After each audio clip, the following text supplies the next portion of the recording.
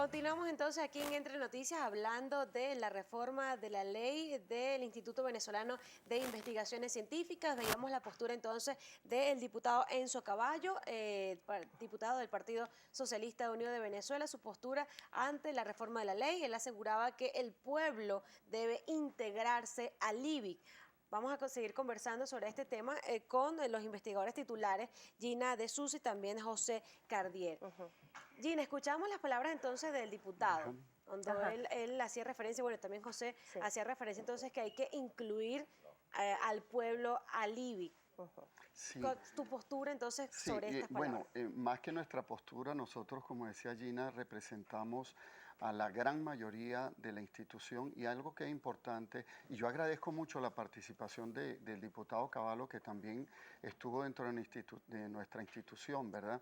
Él reconoce que somos patrimonio de Venezuela, reconoce toda la labor que ha hecho por el país y dice que hay que crear una ley para integrar al pueblo.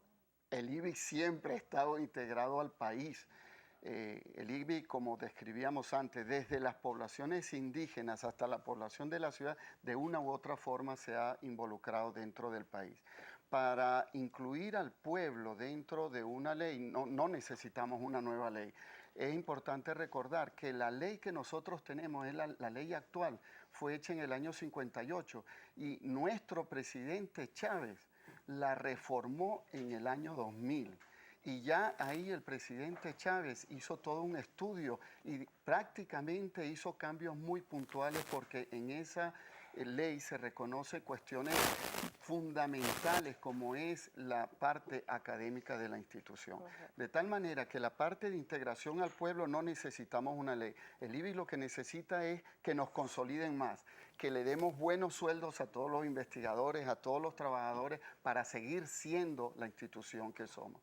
Necesitamos que las infraestructuras se mejoren y necesitamos que el gobierno, porque es importante decir que el ministro Manuel Fernández sí ha trabajado cerca del IBIC, tratando de difundir cada vez más nuestra institución, de tal manera que la ley que nosotros tenemos nos permite a nosotros trabajar, nos permite funcionar. Nosotros, si hacemos alguna reforma, tenemos que hacerla a esa ley, la ley que dejó reformada el presidente Chávez. Algo que se me olvidaba decir, esta ley, que es importante que se sepa y que el diputado lo conoce, al cual agradezco su discusión, como él dice, vivimos en un país democrático. Esta ley, amanecimos el 18 de noviembre toda la comunidad desconociendo que esa ley venía. E inclusive nuestras autoridades también desconocían de la ley. Entonces uno dice, ¿qué se trata detrás de todo esto? Por eso la solicitud mayoritaria de la institución es rechazo y retiro de esa ley para empezar a discutir posibles reformas en la ley actual. Gina, hablamos de los artículos que me comentabas, que la ley, hay unos que incorporaron y por otra parte hay otros que excluyen de su ley actual. Lo más sustancial y que preocupa enormemente a toda la población IBIC es, uno, se destruye la academia. ¿Qué quiero decir con esto?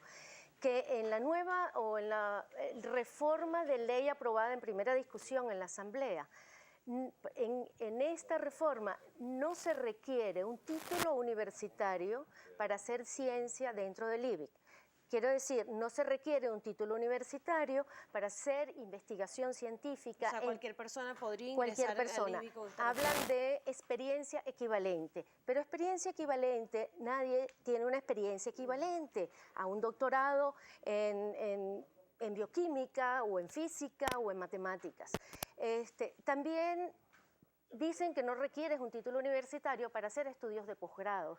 Entonces, ¿dónde quedan nuestros estudiantes que están en las universidades? ¿Qué le explicas? Además, eliminan los artículos 31, 34, 35 y 36 de nuestra ley actual vigente, la ley del 2000, que se refiere específicamente a pensiones y jubilaciones. En el momento que esa ley fuese aprobada, así como está ese proyecto de ley, todo el personal IBIC queda, y me refiero a todo personal IBIC, obreros, empleados, investigadores, todos quedamos sin pensión y sin jubilaciones. Eso es extremadamente grave. Y es extremadamente grave que se pretenda colocar a una persona con experiencia equivalente a trabajar cosas tan peligrosas como lo que nosotros estamos trabajando en el IBIC. Por lo que escuché del diputado Cavallo, aparentemente el problema que tiene el IBIC es difusión. Para eso usted no requiere destruir una institución. Si lo que se necesita es difusión, que el pueblo en Portuguesa sepa lo que hace el IBIC, que yo sí creo que lo sabe, porque hay gente del IBIC trabajando en el Estado portuguesa, a lo mejor al diputado no le ha llegado esa información, pero para tú tener información lo único que necesitas es divulgación. Y eso...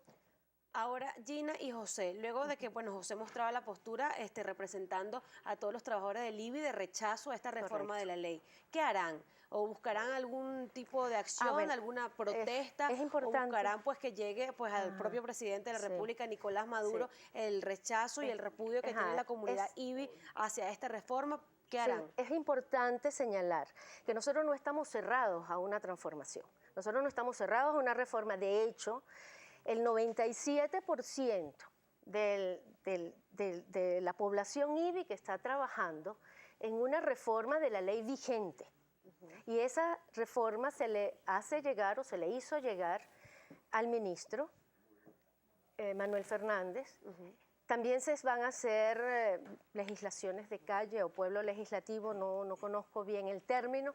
Eso van a ser asambleas en distintas regiones del país en donde se deje que el pueblo comente sobre si está de acuerdo con estas reformas o no. Pero el IBIC, como población IBIC, trabajó en la reforma de la ley vigente. Pequeños puntos que creemos que se pueden mejorar. A través de las redes sociales nos empiezan a comentar sobre este tema, son muchos los comentarios que han tenido, uno de ellos de María Ángel Paolini, el IBIC necesita inversión e infraestructura y recursos. También dice que está completamente de acuerdo con el doctor Cardier, para incluir al pueblo no hace falta una reforma del IBIC. Por aquí también nos coloca Manuel González, acabarán con el IBIC como hicieron con el Fondo de Crédito Industrial. Vacío los argumentos del diputado al plantear la reforma del IBIC. Cuando hay enfermedades en pacientes como la mucosaporidosis, el IBIC se dedica a buscar cura y tratamientos. Es un ejemplo de lo que hace el IBIC. Ya rápidamente nos quedan pocos minutos, entonces el mensaje pues a la población, y también aprovecha las cámaras pues para también dirigentes del gobierno. ¿Cuál sería entonces la solución para tal vez si va a haber una reforma del IBIC que no afecte esos puntos que tocaba Gina? Sí, el mensaje a toda la población es que se deben sentir orgullosos que Venezuela cuenta con una institución como el IBIC, que es patrimonio de Venezuela y que hay que defenderlo ante este tipo de leyes. Sí. El mensaje también es para nosotros, yo en lo personal estoy seguro que el IBIC, en esa parte, el presidente de la República, el presidente de la Asamblea Nacional, Diosdado Cabello, va a oír o ha estado oyendo estas quejas, estas críticas a la ley, y van a ayudar a retirar esta ley y que nos ayuden a trabajar en reformas a la ley que el presidente Chávez reformó en el 2002. Con esto lo que queremos decir es que Venezuela cuenta con una de las mejores instituciones de Latinoamérica que está al servicio de la población en ciencia, investigación, innovación y tecnología. Bien, muchísimas gracias por habernos acompañado. Entonces, investigadores titulares, Gina de Sousa y también José Cardier, gracias por acompañarnos aquí en Entre Noticias y discutir entonces este tema importante para todos los venezolanos. Muchas gracias. Nos corresponde hacer una pausa aquí en Entre Noticias, pero le invito a que se quede con nosotros. Ya está aquí en el estudio la Asociación Venezolana de Jugueteros Artesanos. Vamos a estar comentando un poco sobre los juguetes y pues para preservar la cultura en Venezuela con los juguetes autóctonos de nuestro país. Ya venimos.